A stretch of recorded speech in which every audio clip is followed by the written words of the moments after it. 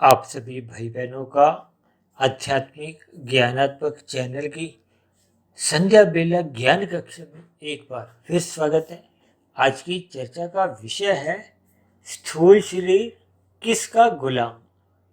देखिए, स्थूल शरीर को तो हमने काले रंग से दर्शाया है क्योंकि ये पृथ्वी जल अग्नि वायु आकाश का बना है। और शास्त्रों में पृथ्वी जल अग्नि वायु आकाश को तामसी तत्व बताए गए। जबकि दूसरी पंक्ति में हमने शब्द लिखा है किसका, ये हमने सफेद रंग से दर्शाया है। और तीसरा शब्द हमने लिखा है गुलाम। गुलाम को हमने देखिए रंगीन रंग से दर्शाया है। और ये रंगीन रंग हम अक्सर एक संसार से जोड़ते हैं। और क्योंकि अक्सर आपके हमारे स्थूल शरीर मन के गुलाम देखे गए, विशेष रूप से कलयुग में। देखिए, ये बात स्वीकार करने योग्य है कि अक्सर एक साधारण मनुष्य का जो एक स्थूल शरीर है वो मन का गुलाम होता है। क्योंकि अक्सर आपके हमारे जीवन में हमारे स्वयं द्वारा भी या अन्य मनुष्यों द्वारा भी अक्सर कुछ ऐसे शब्द बोले जाते हैं जिनके साथ देखिए मन जुड़ा होता है। कहते हैं ना, मेरी मनपसंद वस्तु ये है, मेरी मनपसंद पदार्थ ये है। ये सभी स्थितियां ये मन पसंद के साथ जुड़ी हुई है, यानी कि पसंद के साथ मन शब्द जुड़ा हुआ है, बुद्धि नहीं जुड़ी। अब रसगुल्ला तो देखिए सबको पसंद है, लेकिन बुद्धि उस रसगुल्ले की खाने की अनुमति नहीं देती, पहला रसगुल्ला खाने की भी अनुमति नहीं देती। देखिए, ये जो एक शब्द है ना, मन मर्जी, मेरी मर्जी, मन मर्जी, ये शब्द भी देखिए मन के साथ ही आरंभ होते हैं। जब तक इन सभी स्थितियों पर, क्योंकि ये एक जीवन की एक सच्चाई है, इसका अभिप्राय क्या है? अब हमें मन और बुद्धि की स्थिति को टटोलना होगा, क्योंकि भगवान श्री कृष्ण जी ने और शास्त्रों में भी कहा गया इस मन को ही वश में करना है, क्योंकि मन ही बंधन का कारण है। यदि ये रजोगुण और तमोगुण में लग जाता है, क्योंकि तमोगुण का अभिप्राय देखिए अप्रत्यक्ष रूप से रजोगुण से ही लिया जाता है। क्योंकि जब जब मनुष्य रजोगुण में गहरे तल पर उतरने लगता है, ये रजोगुण क्या है? संसारी आकर्षण, ये 5 विषय भोग, गंध, रस, रूप, स्पर्श और शब्द, इनको शास्त्रों में तो देखिए इंद्रिय दोष भी कहा गया है। इंद्रिय दोष का अभिप्राय है कि आपका हमारा जो स्थूल शरीर का और विषय भोगों का सजातीय संबंध है। सजातीय संबंध इसलिए क्योंकि आपके हमारे स्थूल शरीर का निर्माण ही ये भोगों का ही परिणाम है। देखिए, इन सभी स्थितियों को आपको हमें ज्ञान पूर्वक समझना है, किसी भोग दृष्टिकोण से इस पर नहीं विचार करना। अन्यथा ये जो स्थितियां हैं, ज्ञान की स्थितियां हैं, तो फिर यहाँ पर हम फिर भटक जाते हैं, सही ज्ञान की स्थिति तक हम पहुंच नहीं पाते। जबकि मनुष्य योनि को तो बार बार कहा गया, सत्वगुण बढ़ाओ, सत्संग करो, ब्रह्म मुहूर्त में उठो, परमात्मा का ध्यान लगाओ। किस लिए? क्योंकि ये जगत दुखालय है। लेकिन ये जो प्रकृति के 3 गुण है, इनको तो जड़ कहा गया। जड़ में अपने आप कोई क्रिया नहीं होती। और परमात्मा को देखिए आनंद स्वरूप कहा गया है। जबकि आत्मा की यथार्थ स्थिति क्या है? ये ज्ञान स्वरूप है। जब तक ये परमात्मा के सम्मुख होती है तो इसका ज्ञान बना रहता है, यानी कि आवृत नहीं होता, और आनंद की स्थितियां बनी रहती। और यदि हम परमात्मा के सम्मुख नहीं होते तो फिर किसके सम्मुख होंगे? देखिए, फिर हम माया के सम्मुख हो जाते। 2 ही दिशाएं हैं, या तो हम परमात्मा की ओर चलें या फिर माया की ओर चलेंगे। और माया की ओर तो अनादि काल से चलते चलते ही आपका मेरे ये जो जन्म की स्थितियां बनी हुई है। क्योंकि बार बार जो कहा जाता है ना, सत्संग करो, शास्त्रों में तो कहा गया यदि मनुष्य सत्संग करता नहीं तो उसमें पशु वृत्तियां पनपने की स्थितियां बनने लगती। देखिए, रजोगुण प्रत्यक्ष रूप से आपका हमारा कोई पतन नहीं करता, लेकिन जब ये रजोगुण अमर्यादित हो जाता है, अमर्यादित का अभिप्राय क्या है? भगवान श्री कृष्ण जी ने इस रजोगुण को, इन 5 भोग्य विषयों को, इन 5 अर्जुन के रथ के 5 घोड़ों से दर्शाया है। और उसके जो एक लगाम है, उस लगाम को ही मन कहा गया है। मन एक देखिए महाइंद्रिय है। ये जो आपका हमारा स्थूल शरीर का जो माता के गर्भ में निर्माण होता है, ये 5 तत्वों का बना है। पृथ्वी, जल, अग्नि, वायु, आकाश। और ये जो 5 स्थूल भूत है, इनका सूक्ष्म भूत क्या है? देखिए, पृथ्वी का सूक्ष्म भूत गंध कही गई है। इसी तरह जल स्थूल भूत का जो एक सूक्ष्म तत्व है, सूक्ष्म भूत है, वो रस है। अग्नि का रूप, वायु का स्पर्श और आकाश का शब्द। अक्सर देखिए, मेरी अपनी एक ऐसी कल्पना है, व्यक्तिगत विचार है, ये जो शब्द है, इसको आप एक ध्वनि भी समझ सकते हो। और ये जो ओम की एक ध्वनि है, ये सृष्टि के आरंभ की स्थितियां भी आपको हमें एक समझाने का एक संकेत देती है। इन सभी स्थितियों को देखिए, जब तक हम ज्ञान पूर्वक चिंतन नहीं करते, चिंतन होता है सत्व गुण में रहते हुए। सत्व गुण में रहने का अभिप्राय क्या है कि आपकी हमारी जो एक बुद्धि है, वो सात्विक बनी रहती है। देखिए, मन के ऊपर कौन सा तत्व है? बुद्धि।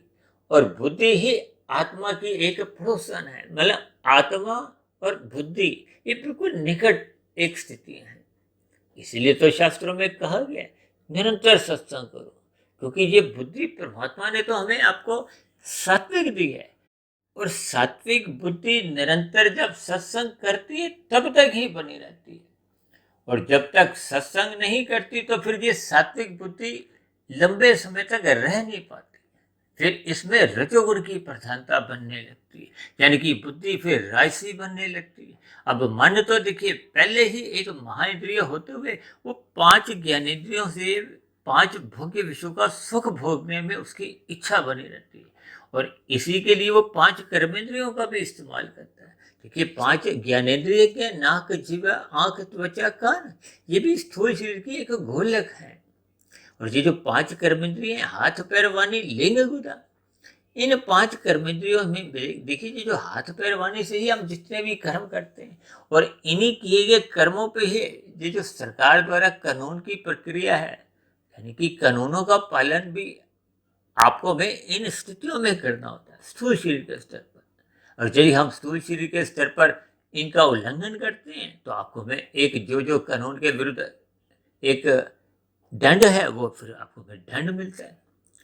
शास्त्रों में भी देखिए, मन के स्तर पर हम कुछ भी क्रियाएं करते हैं, उसके भले ही संस्कार बनते हैं, कर्मशय मानसिक स्थितियों का भी नहीं बनता। जैसे मन में आप चाहे कानून का पालन करो या नहीं करो, देखिए संस्कार भले ही बिगड़ते हैं। अब उदाहरण के लिए देखिए, हम लाल बत्ती पे रुके हुए हैं, मन में विचार आ रहा है कि मैं दाएं बाएं कोई नहीं है, तो मैं अपना आगे निकल जाऊं। लेकिन मन बुद्धि में ये विचार आने से फिर वो धीरे धीरे ये विचार जब बार बार आता है, तो वो कारण शरीर में संस्कार बन जाता है। और संस्कार कोई भी बनता है, वो मन बुद्धि में फिर फुरने उठाता हुआ स्थूल शरीर के स्तर पर कर्मेंद्रियों को कर्म करने को बाध्य कर देता है, और ज्ञानेंद्रियों को उसका भोग करने पर विवश कर देता है। बस इसी ही स्थितियों में ये पूरा संसार अनादि काल से चलता आ रहा है। इसीलिए तो बार बार कहते हैं, कारण शरीर को बिगड़ने मत दो, अपना स्वभाव बिगड़ने मत दो, अपने संस्कारों को बिगड़ने मत दो। और ये बिगड़ते कब है? जब मनुष्य सतोगुण का पकड़ा हुआ हाथ छोड़ देता है, सत्संग करता नहीं है, परमात्मा की एक सम्मुखता नहीं बनाता। सम्मुखता किसकी बनाता है? विषय भोगों की। आज 24/7 की स्थितियों का अभिप्राय क्या है? ये 24/7 परमात्मा का ध्यान थोड़ी लगाता है, वो विषय भोगों का ध्यान लगाता है। विषय भोगों की प्राप्ति के लिए ही देखिए, वो भौतिक जगत में रहता हुआ अपने जीवन की जो एक आरंभिक स्थितियां हैं, 2.5, 3, 4 वर्ष से जो पढ़ाई करनी शुरू करता है, वो भौतिक ज्ञान किस लिए लेता है? अधिक से अधिक धन कमाने के लिए। धन किस लिए चाहिए? कोई धन हम खाते तो नहीं। देखिए, कोई 1000 का नोट, 2000 का नोट, 500 का नोट, देखिए चाहे 1000-2000 के नोट अब नहीं है समझने के लिए, यानी कि हम कितने भी धन कमा लें, इनको हम खाते नहीं, इनसे हम पदार्थ खरीदते हैं, पदार्थों को हम खाते हैं, पीते हैं, जो भी स्थितियां भोग करते हैं। और वो भी एक स्थिति तक जब आपका मेरा स्थूल शरीर साथ देता है। और ये साथ कब छोड़ने लगता है? जब प्रौढ़ अवस्था के बाद वृद्धावस्था आती है, तो क्रमशः ये इंद्रियां, भोग्य इंद्रियां ही शिथिल पड़ने लगती है। अब ऐसे कितने ही धनी मनुष्य हैं जो देखिए कुछ ऐसे स्थितियों में उनको अस्पताल में भर्ती होना पड़ता है कि वो अपने एक खाद्य पदार्थ को भी लेने में असमर्थ होते हैं। उनको नली द्वारा फिर तरल पदार्थ दिया जाता है। कुछ लोग अपना मल मूत्र त्यागने में एक इंद्रियों का सदुपयोग करने की स्थिति में नहीं होते। तब ऐसी स्थिति में मल मूत्र त्यागने के लिए भी कृत्रिम यंत्र लगाए जाते हैं। देखिए ये सभी स्थितियां आपको हमें कुछ इशारा करती हैं कि वृद्धावस्था जैसे जैसे मजबूत होती है तो ये इंद्रियां भी जवाब देने लगती है। यानी कि हमने जितना भी धन कमाया भी है, चाहे धर्मानुसार विधि विधान द्वारा, यानी कि जो विधि विधान का अभिप्राय जो शास्त्र आपको में अनुमति देते हैं और कानून भी आपको में अनुमति देता है, ये सभी स्थितियां होने पे भी देखिए स्थूल शरीर का तो एक स्वभाव है। वो माता के गर्भ में आता है, 9 माह 9 दिन में एक शिशु के रूप में तैयार हो जाता है। शिशु के बाद उसका एक आरंभिक स्थितियों में देखिए बचपन अवस्था रहती है, फिर किशोर अवस्था, युवावस्था, ये सभी स्थितियां हम भली भांति परिचित हैं। लेकिन ये जो मृत्यु की स्थितियां हैं, देखिए ये मृत्यु की स्थितियां आने से पूर्व जो वृद्धावस्था की स्थितियों में ये सभी स्थितियां जो अभी हम समझा रहे हैं, ये आपको हमें अपने परिवार में, संसार में अक्सर देखने को मिलती है। लेकिन अक्सर जब हम विषय भोगों को अमर्यादित भोगते हैं और जब हम विषय भोगों को अमर्यादित भोगते हैं तो आपका हमारा ये जो खाना पीना वो बिगड़ जाता है। ये रजोगुण की प्रधानता होने लगती। और वर्तमान समय तो देखिए कलयुग चल रहा है, लोग मांसाहार भोजन का सेवन करते हैं, भले ही कानून का बंधन उन पर ना भी हो, लेकिन शास्त्र आपको में अनुमति नहीं देते। आपका हमारा पाप कर्मों का क्रमशः फिर बढ़ने लगता है। और आज मनुष्य देखिए मादक पदार्थों का सेवन करता हुआ ये तामसी स्थितियों में अपने स्थूल शरीर की आयु घटाता है। ये राजसी मनुष्य देखिए राजसी खाना खाने से भी उसकी दिनचर्या जो सात्विक नहीं रह पाती। तो ये सभी स्थितियां आपके हमारे जीवन की सांसें घटाती हैं। आपको हमें स्थूल शरीर के स्तर पर, मन के स्तर पर कुछ ना कुछ रोग ग्रसित करती जाती है। देखिए हम सभी भाई बहन अपनी एक आयु का अभिप्राय सांसें लेके आए हैं। देखिए जब हम राजसी भोजन करते हैं तो आपकी हमारी सांसें तेज चलती है। जब हम मादक पदार्थों का संग करते हैं, लेते हैं, तो भी आपकी हमारी सांसें तेज चलती हैं। जब हम छल कपट ठगी अनीतिगत कार्य करते हैं उसमें भय की स्थितियां होती हैं और भय की स्थितियों में भी देखिए आपकी हमारी सांस तेज चलती है। यानी कि जो एक निश्चित सांसें जो माता के गर्भ में परमात्मा द्वारा, प्रकृति द्वारा आपको हमें मिली थी, वो फिर जल्दी खत्म होने लगती है। और जल्दी खत्म होने का अभिप्राय हमारी मृत्यु जल्दी आ जाती है। इन सभी स्थितियों को आप और हम भली भांति समझ सकते हैं यदि हम सात्विक बुद्धि बनाए रखते हैं। सात्विक बुद्धि बनाने से, क्योंकि मन तो देखिए बुद्धि का एक अधीन रखा गया है। और यदि हम अपने स्थूल शरीर को, स्थूल शरीर का यहाँ देखिए बार बार अभिप्राय अपने केवल 5 भोग्य विषयों से और 5 कर्मेंद्रियों से, यानी कि 5 ज्ञानेंद्रियों से और 5 कर्मेंद्रियों से ही ले। भले ही इनको जो सूक्ष्म रूप से शक्ति वो तो सूक्ष्म शरीर द्वारा मिलती है और मन को महाइंद्रिय कहा जाता है। यानी कि मन जब तक राजी नहीं होता तब तक ये इंद्रियां, चाहे ज्ञानेंद्रियां हैं चाहे कर्मेंद्रियां, ये विषय भोगों को भोगने में स्वतंत्र नहीं है और कर्म करने को भी स्वतंत्र नहीं है। लेकिन ये मन, इनकी स्वीकृति जब मिल जाती है और मन बुद्धि के अधीन है, अब बुद्धि तो इसको देखिए स्वीकृति देता नहीं, लेकिन जब सात्विक बुद्धि होगी तो वो सही गलत की पहचान करेगी, वो सतोगुण का अधिक संग करवाएगी, रजोगुण मात्र एक मर्यादा में रखेगी। तभी तो भगवान श्री कृष्ण जी ने गीता में अर्जुन के रथ के जो 5 घोड़ों की लगाम है, मन को बुद्धि के अधीन, अपने अधीन रखा। यही उपदेश है कि हमें परमात्मा की सुमुखता बढ़ानी है, गुरु की आज्ञा में रहते हुए अपनी दिनचर्या व्यवस्थित रखना है, अनुशासित रखना है, ब्रह्म मुहूर्त में उठना है। ब्रह्म मुहूर्त में उठने पे क्या कि जब हम ब्रह्म मुहूर्त में उठते हैं तो सतोगुण की जो एक विशुद्धतम स्थिति होती है उसका हम संग करने से आपका मेरा जो एक बिगड़ा हुआ रजोगुण है, दिन में जो विषय भोग की गलियां में आप और हम फिसलने लगते हैं, वो फिसलने से मनुष्य फिर बचने लगता है। जब मनुष्य अपने रजोगुण की ही सतोगुण की लगाम से नियंत्रण में रखता है, तो फिर मनुष्य का तमोगुण में गिरने का तो प्रश्न ही नहीं होता। अब तमोगुण में कब मनुष्य गिरता है, कब मनुष्य पाप कर्म करता है, कब मनुष्य अचेत होता है? जब वो अपने सत्वगुण को कमजोर करता है। सत्वगुण कमजोर होने का अभिप्राय क्या है कि हम सत्संग नहीं करते, हम ब्रह्म मुहूर्त में भी सोए रहते हैं, रात को देरी से जागते हुए भी हम भोगों की वासनाओं में डूबे रहते हैं। तो ये सभी स्थितियां आपका हमारा तमोगुण बढ़ाती हैं। सत्वगुण सुबह उठते नहीं तो घटाती हैं, और फिर दिन में रजोगुण की स्थितियां होती हैं तो फिर वो बिगड़ने लगता है। ये सभी स्थितियां का अभिप्राय क्या है कि आपका हमारा स्थूल शरीर बुद्धि का गुलाम नहीं है, बुद्धि के अंतर्गत नहीं रहता। तो फिर आपकी हमारी जो एक आत्मा पर वो अंधकार में स्थितियां बनने लगती है, वो अज्ञानता में आने लगती है। अज्ञानता में आने का अभिप्राय वो परमात्मा से विमुख होने लगती है। कुल मिलाकर आपका हमारा वो जो जीवन है, वो जो एक सफलता की ओर जाना चाहिए था, सफलता क्या है, सार्थकता क्या है कि हम परमात्मा की ओर सम्मुख हों, सत्वगुण बढ़ाएं। जब हम सत्वगुण ही बढ़ाते नहीं हैं तो फिर हम विशुद्ध सत्वगुण ही सत्ता से जुड़ने में असमर्थ रहते हैं। जैसे कहते हैं ना, आईएएस की परीक्षा पास करनी है तो पहले तो आपको हमें प्रिलिमिनरी टेस्ट, आरंभिक परीक्षा पास करनी होती है। यदि हम उस टेस्ट को, उस परीक्षा को पास करने में ही कामयाब नहीं होते तो फिर मुख्य परीक्षा में तो हम बैठने के अधिकारी ही नहीं। ठीक इसी तरह यदि हम अपना सतोगुण मजबूत नहीं करते, सतोगुण मजबूत करने का अभिप्राय क्या है?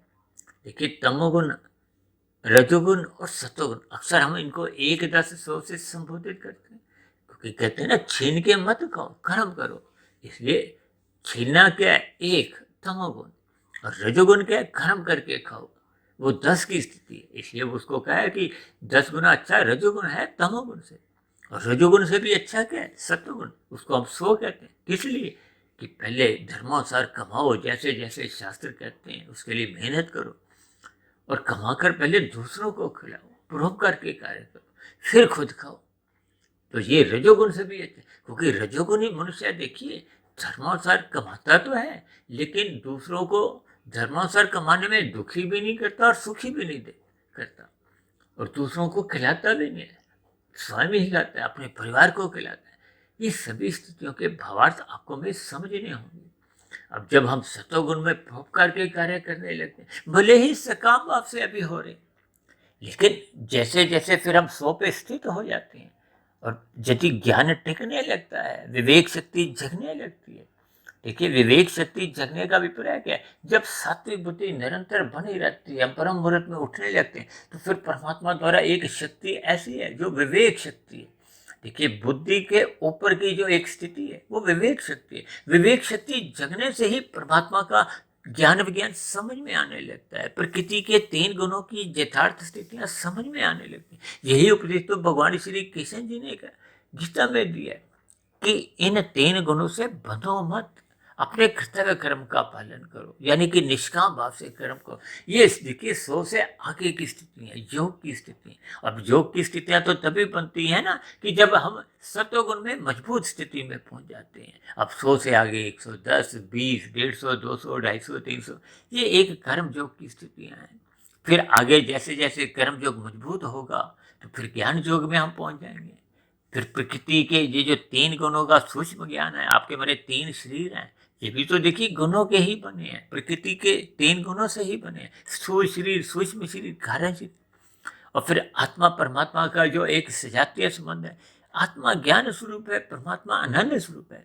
इन सभी स्थितियों का यथार्थ ज्ञान आपको समझ में आने लगता है। ये ज्ञान योग की स्थिति है।